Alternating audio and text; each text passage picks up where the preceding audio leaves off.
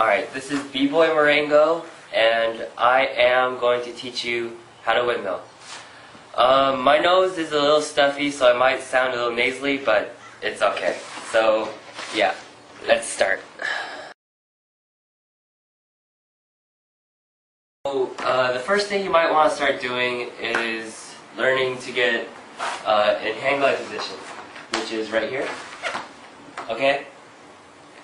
And it's pretty important that if you do want multiple windmills, that you need to have some sort of strength behind the hang glide position.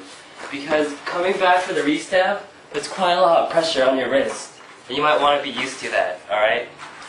So, if you find yourself that you can't hold this for very long, then just practice that for a little while before you start attempting the windmill.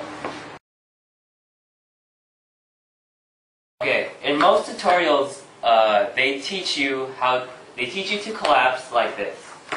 Okay? Alright. Now, that might be the case, but you don't see anybody doing windmills like this, alright? You never see someone doing windmills like this. Alright? That's not how it works. So, what you want to actually practice doing is driving your elbow 90 degrees, okay? And for those of you that don't really know geometry, it's this. So you drive your hand, or drive your elbow into the ground, okay? So your body will do 90-degree turn. Okay? So it looked like that, alright? With the collapse, your support hand is also doing something, okay? It's a big factor for your beginning momentum because it really allows you to drive yourself in your collapse. To emphasize this, I'm going to show you a quick exercise to show you what it really does. So what you want to do is just get in hang glide position, push yourself around. Alright? What you're doing is you're pulling, you're driving elbow in. So you're pulling and you're driving, alright? Pull, drive. So it looks like this. You're pulling and you drive, right? And there. The initial kick is more like an initial hip swing, right? Because you're not really doing like this sort of motion because you're not kicking into your windmill, but what you're doing is you're swinging your hips, okay? You're doing this kind of motion.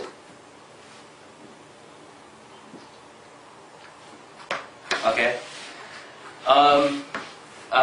One of the key points, oh wow, I'm saying that a lot, okay. So, one of the key points for initial kick is not to forget the pulling and the driving motion, okay? Because you pull to get that momentum, and you drive with your hips and sink, alright? So, wherever your elbow is going, your hips follow you too, okay? So, and just do this exercise for like a little bit of help. You want to get in hang glide, get on your head, and then just swing like this, right? With your legs straight. Hang glide, you're up. What you're going to do is you're going to pull, right? You're going to pull, drive, and drive with your hips and sink with your elbow. Pull, drive.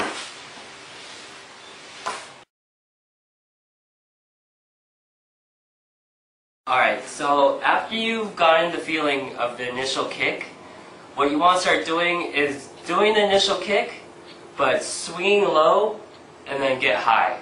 Alright? The reason why you should get your swinging leg to get high is your body follows, like literally follows your swinging leg. So if your swinging leg is low, you're going to spin low. If your swinging leg is high, you're going to spin high.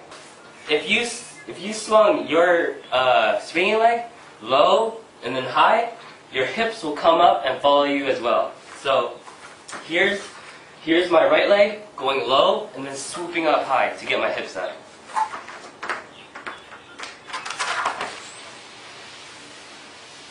Okay? So, slow, and like, if I took it slow, it would look like this. So here, right here, we're gonna pull, drive, okay? It's swinging low, and then I bring it up, and it gets my hips up, alright?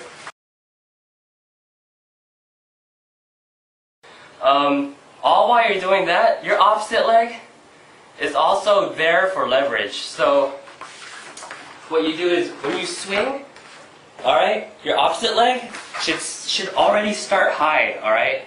And this only rotates around it. So take a look at my left leg and see what it really does. So you're going to be here. Alright, notice how my left leg was already up when I was swinging up. So not only does my left leg get my hips up, but I need to get my right leg to get up too, so it gives me equal balance, so it's easier for me to re-stab.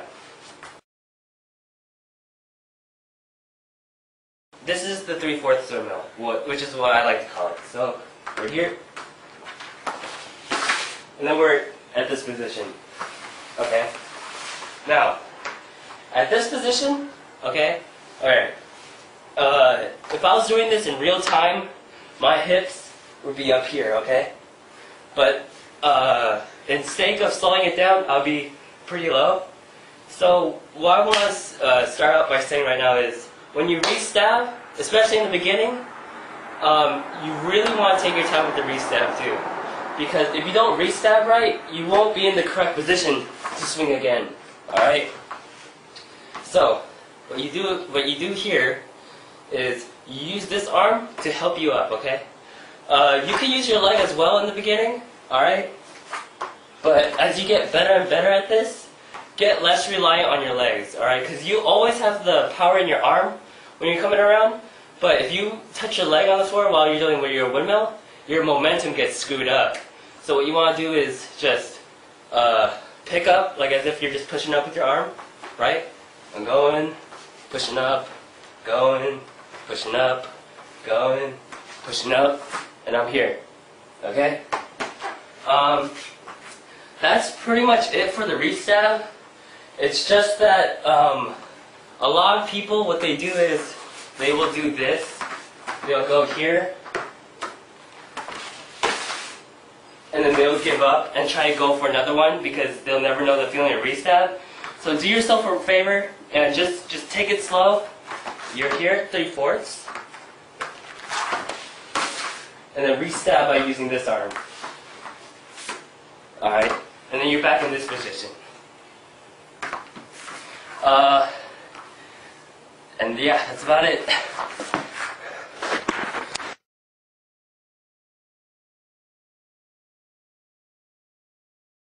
A good way to practice is to do your one windmill and then go for another one in that position, alright? Alright? And then you don't stop here, alright? What you do is you don't get up, alright? You stay in your same position and go for another one. Never only do one rotation, because that'll tell your mind, hey, I'm just going to do one windmill for the rest of my life. And you're never going to be able to continue on to two because you're always only trying one.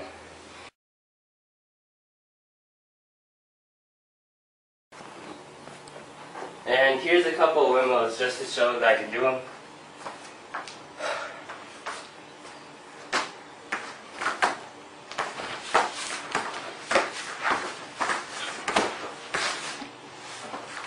That last one kind of hurt, but I'm tired, but you know, there you go. Hope you enjoyed the tutorial. Be sure to subscribe, rate, comment, you know, all that good stuff, and peace.